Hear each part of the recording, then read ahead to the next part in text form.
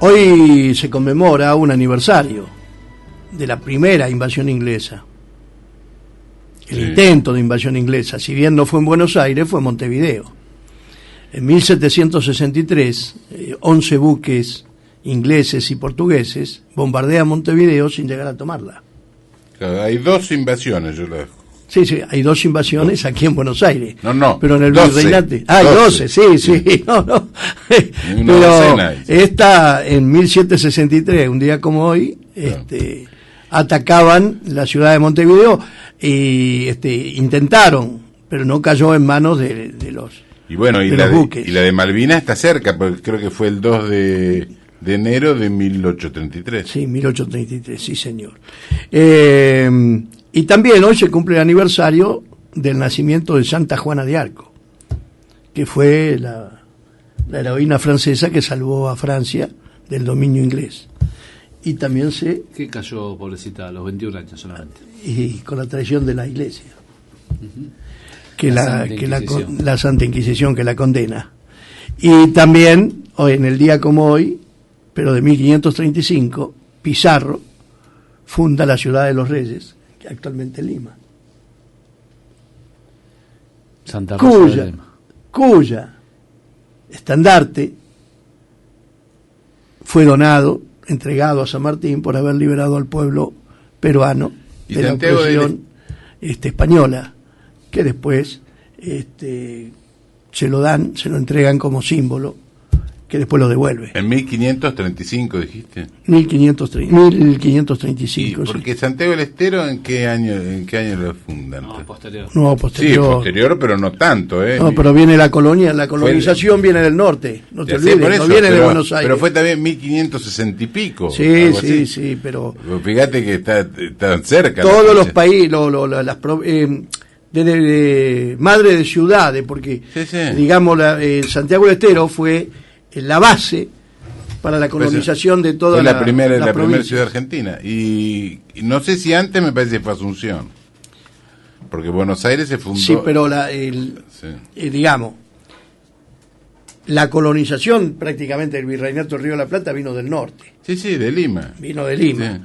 Sí. Asunción viene de Santa Fe, va hacia Santa Fe, de Santa Fe van a Asunción. Y después, acá, fíjate que Buenos Aires fue muy posterior. Sí. Bueno, volviendo a lo que estábamos hablando de historia, lo vamos a dejar a usted, ingeniero, que comience a contarnos sobre lo ocurrido en Paysandú. Claro, que es prácticamente efeméride también, porque fue ahí en una semana, fue más, ¿no? No sé si quieren que arranque ahora con esto. Sí, arranque nomás, Los antecedentes de Paysandú fue cuando Urquiza hace el pacto masónico con Mitre en Cepeda y Pavón. El pacto que era que Urquiza quedaba en la Mesopotamia y no se metía en el resto del país, y Mitre, digamos el mitrismo, quedaba, digamos, con la otra parte del país. Entonces, en un unitarismo, porque estaban todos ahí, después se peleaban entre ellos, pero entre bueyes no había cornada. En ese lucha que hicieron contra los federales del interior, que mataron a cualquier cantidad, como 5.000 federales, paisanos y de todo, intervinieron unos mercenarios uruguayos, uno de cuyos jefes era Venancio Flores, que le decían el degollador de Cañada de Gómez, porque los agarró dormido a un batallón de federales y los degollaron a todos. Que un italiano, incluso que presenció, dijo que no alcanzaron ni a despertarse alguno, que lo mataron. Entonces, cuando arrasa con el interior, Mitre... un poco como la toma del cuartel de Formosa. Sí. De la misma manera. La historia se repite, mira, y la cuestión que Mitre, en julio del 64, ya hicieron el pacto, o sea, la firma del Tratado de la Triple Alianza fue en mayo del 65, pero en junio del 64 se reunieron en las puntas del Arroyo Rosario Y ahí se pusieron de acuerdo de cómo iban a hacer ya. Eso está dicho incluso por diplomáticos argentinos y brasileros de esa época. Entonces, ahí es que Mitre incentiva a Venancio Flores a que invada Uruguay y lo saque a Berro, que era el presidente del Partido Blanco, que era el federal. Y además incentiva a que los brasileros tomen Uruguay. Y Mitre jugaba el papel de neutral. Dice, yo no tengo nada que ver, ¿viste? Él escondido atrás de un monte. Sí, pero yo me divierto. Vos te divertís, pero yo ahora te voy a leer lo que los testimonios. Esto no es una cosa que lo digo yo, ellos lo dicen. Ahora va a ver. Usted toma los testimonios que le conviene, me parece. Sí, el 16... Si usted va al diario La Nación, no le dan estos testimonios. Sí, acá tengo uno del diario La Nación, ahora te lo voy a leer. Ahora te lo voy a leer, espera, el del diario La Nación. Esas son calumnias de los mitristas, claro. ¿No? Mira, el 16 de octubre de 1864, ya el Imperio brasileño invade la banda oriental y ocupa Cerro Largo. Cuando dije octubre del 64. En noviembre del 64 toma la ciudad de Salto. Entonces después atacan Paysandú. Ahora, Paysandú, mientras ataca Paysandú, Urquiza se hacía el tonto, ¿no? Como perro que sí, que volteó la olla. Como perro que tiró la olla. Tanto es así que en una parte un jefe uruguayo de Colorado le pidió caballos marca Flor, le dijo, y entonces uno le dice, nuestro amigo Enrique Castro me escribe pidiéndome unos caballos de mi marca, y le contesto que yo no mando caballos marca Flor a los aliados de los macacos, dijo Urquiza. Y después le dijo que le junte 10 o 12 caballos de por ahí, dijo. Pero después negoció con los brasileños mientras estaban bombardeando Paysandú y le vendió 30.000 caballos. Por eso no le quería vender caballos, de dar caballos a los otros. Estaba tratando de vender a los brasileños. Ahora, la escuadra brasileña ataca a Paysandú porque van 12.000 hombres al mando de Mena Barreto, van por tierra y además va la escuadra por mar, por el río, y le empiezan a bombardear. Estuvieron 3 o 4 días en bombardeo terrible. Ahora, la escuadra, ¿dónde se abastecía? Porque se quedaban sin bombas. Entonces, ¿dónde se venían a abastecer? A la Rada de Buenos Aires, que en pleno día se abastecían. Ahora, Mitre decía que él era neutral, pero fíjate lo que dice, porque él dice que yo leo los testimonios que busco, pero usted se ensaña. Mirá, sos mitrista vos, me parece. No, yo no tengo nada ni a favor. Pero mirá lo que dice el vizconde de Río Branco, que era brasileño, no era federal, a ver, ¿qué dice? A ver. Y dice, en el primer ataque de Paysandú nos faltaron municiones y nosotros las fuimos a encontrar en los parques de Buenos Aires, los parques de armas, ¿no? Sí, sí. En esta ciudad se establecieron hospitales en que fueron curados nuestros heridos. Nuestra escuadra pudo operar contra el gobierno oriental en las aguas del río de la República de Argentina. Esto quiere decir que es una cosa que yo he sostenido siempre, incluso lo digo en mi libro. Mitre, que se las daba en autar, ya era beligerante en la guerra. Antes de que le declararan o no la guerra, él ya era beligerante si estaba abasteciendo al enemigo en plenas aguas del Río de la Plata. El padre Ereño, que era un federal entrerriano, le reclama a Urquiza, le dice: estoy llorando, señor general, de rabia y de desesperación a presencia de crímenes tan atroces que se perpetran bajo capa de libertad y liberación en el año 64. Ahora, eso fue a finales, la toma de Paysandú, el bombardeo fue a finales de 1864, y el 1 de enero ya rendida la plaza, ahí comienza la matanza, matan a cualquier cantidad de gente, incluso a Leandro Gómez. Leandro Gómez, el jefe de la defensa. El jefe de la defensa, ¿no? Porque dice que al último hasta con fósforos prendían los cañones, porque no tenían ni... Hicieron juntar fósforos del pueblo porque lo destruyeron a Paysandú.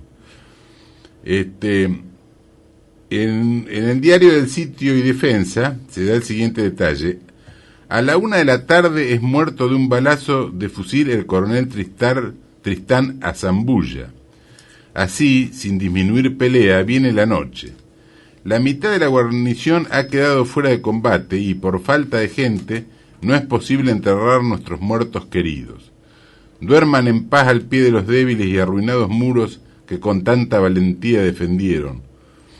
¿Cuántos seguirán mañana?, se pregunta, pero morir por la patria es gloria. Somos dignos de Artigas y de los 33 orientales. Nuestra sangre no ha degenerado. Esto está en un libro de Julio César Viñale, Consecuencias de Caseros.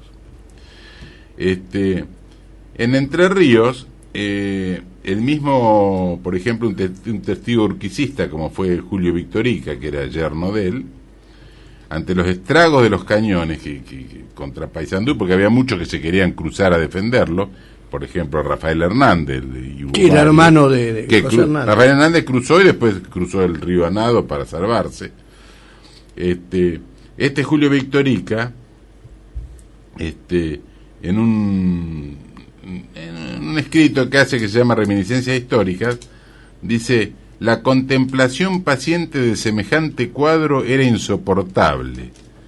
Entre Ríos ardía indignado ante el sacrificio de un pueblo hermano consumado por nación extraña.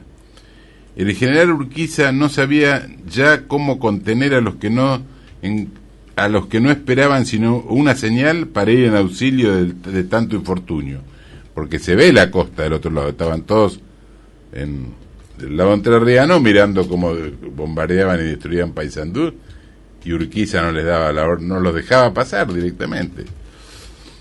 Así le fue también. Así le fue, sí. Leandro Gómez se rinde, ¿no? Porque ya estaba rendida la plaza, se rinde con un puñado de hombres, y se rinde a los brasileños, a la tercera brigada de Río Grande, y que le dicen que lo van a conducir hasta donde estaba el barón de Tamandaré. Y un testigo presencial describe los hechos de la siguiente forma, dice: el jefe brasileño dobra una calle y se encuentra con un oficial de Flores, el comandante Francisco Belén, acompañado de 30 hombres. Este se dirige al jefe brasileño e, invocando el nombre del general Flores, le exige la entrega del general Gómez, Leandro Gómez. Este se resiste, el otro insiste. El jefe brasileño le dice que el varón es garantía de la capitulación y por último le pide orden por escrito de Flores. En ese interín llegó Goyo Suárez y a nombre del general Flores pide nuevamente la entrega del general Gómez y sus compañeros. El jefe brasileño finalmente lo entrega. Comandante Belén, recíbase usted de esos hombres, dice Goyo Suárez. Echan a andar y llegan a un portón de hierro. Belén da las voces, aquí nomás. Por la parte de adentro de ese portón se ejecuta el terrible suplicio de la víctima ilustre. Lo estropean, lo desnudan y lo cosen a puñaladas. Uno de los Mujica, el Eleuterio, le descarna la pera estando aún vivo el general. Los compañeros siguen la misma suerte, reciben la muerte a puñaladas y balazos. Y acá viene, ¿qué dijo el diario La Nación? Que comenté recién, ¿qué publicó el diario La Nación con respecto a ese episodio? Porque hubo uno, por ejemplo, Guido Hispano dijo que era el infame espectáculo, dijo. Pero el diario La Nación editorializó esto, dice, esto está el 3 de enero de 1865, así que quien quiera lo puede ir a buscar al diario La Nación. Dice: la gran cuestión para nosotros no es saber si Leandro Gómez le tiene miedo a las balas o no. lo importante para nosotros es saber que es saber lo que mejor conviene a la libertad y a la civilización en el Río de la Plata. Mierda, que esa era la civilización. Es de civilización, lo descarnaron vivo al tipo. Y dice, y sigue el diario, dice: Quiroga, el Chacho, López, Quebracho, el fraile Aldao eran hombres muy valientes, pero que han dado su valor a la civilización de los pueblos argentinos. Y yo después de eso me preguntaba qué dio Mitre, porque Mitre hizo la guerra contra Paraguay y el mismo Alberdi dijo que había sido el error más grande que cometió la... Aparte, el fraile Aldao había sido tropa del general San Martín. Claro, pero... En la fuerza del Ejército del Norte. El fraile Aldao después fue gobernador de Mendoza, pero con los federales, pero había combatido en las luchas por la liberación de la patria. Ahora ya, digamos, como para redondear... Quiroga también. Sí, claro. Quiroga también. Quiroga es el que sofoca la rebelión en San Luis cuando se quieren los oficiales detenidos, que los tenía Belgrano. El diario de la Nación desprecia la valentía de Leandro Gómez y de los caudillos. Pero, por ejemplo, Alfredo Félix de Urquiza, en un libro que se llama Campañas de Urquiza, dice: vive en Entre Ríos un anciano coronel Espíndola, a quien en otro tiempo le oí decir que en Caseros encontró al comandante Mitre con su batería detrás de un monte, y que habiéndole preguntado por qué hacía allí, Mitre le contestó: estoy economizando sangre. La de él. Ahora, para redondear para redondear este tema, se le llena la cara de alegría. No sé si quieren que lo redondee otro día, porque a raíz de esto fue que hubo tantos levantamientos en Entre Ríos y en otras provincias. Claro, ¿no? sí. Pero sobre todo en Entre Ríos con la guerra Paraguay, porque ¿qué pasó? Urquiza los dejó a pie a los entrerrianos, que eran guerreros de a caballo y habían peleado muchísimas veces. Pero cuando se enteraban que tenían que ir para arriba en vez de ir para abajo, como decían ellos, se rebelaban. Hubo varios enfrentamientos, incluso... Y bueno, eso le costó la vida, porque fue la guerra del Paraguay. Pero si incluso fusilaron a algunos o los embarcaban a la fuerza y decía después mándeme la manea de vuelta, porque lo llamaban maneado. Y el mismo López Jordán le decía... general, dice, la gente quiere ir al sur a pelear contra porteños, para abajo para pelear contra porteños y macacos, pero no ir a pelear para el norte. Dice, todavía escuchamos los cañones de Paysandú en nuestros oídos. Muy bien. Muy bien, lo que estoy seguro es que iba a entrar la pauta del diario La Nación y ya se acaba de caer, nos dijeron que no la van a poner. Ajá. Y de la gobernación de Entre Ríos tampoco. Dice que la gobernación. Entre Ríos tiene para mí un caudillo que fue muy importante, que es López Jordán. Muy importante. Pancho Ramírez. No, inclusive Pancho Ramírez. Pancho Ramírez también se equivocó al final. Se equivocó cuando hace el acuerdo con Rondó y lo envolvieron acá entre porteños y brasileños, sí, y se enfrentó con se enfrenta primero con Artigas primero. Sí, no era el primero en traicionar a Artigas fue Ramírez, Pancho Ramírez. También así le fue. Sí. Le fue mal.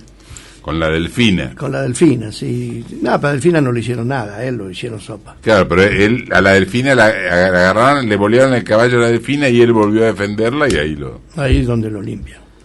Usted hablaba hoy de Lima. Y hablando de Lima, Perú. 1535. Perú. Sí, señor. Asunción 1537. 15 de agosto, Santiago del Estero 1553, 25 de julio y Córdoba 1573. Claro.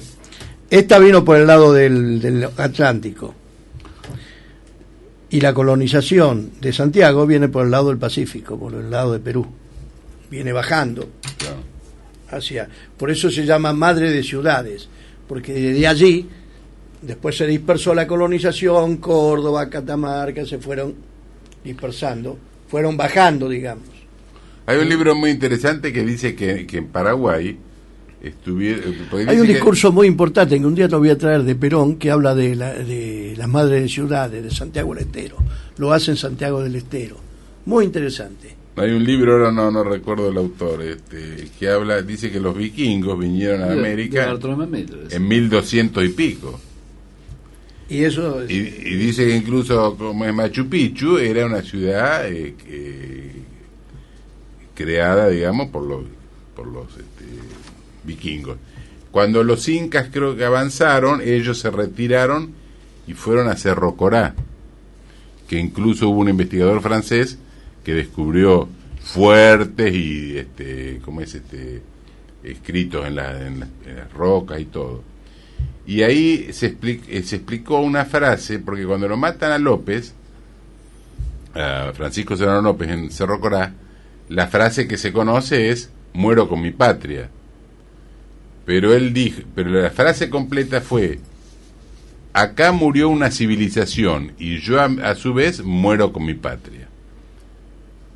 La primera frase no se decía porque pensaban que era un desvarío del tipo, pero se ve que la tenía clara. La tenía clara, sí. Se ve que ya sabían.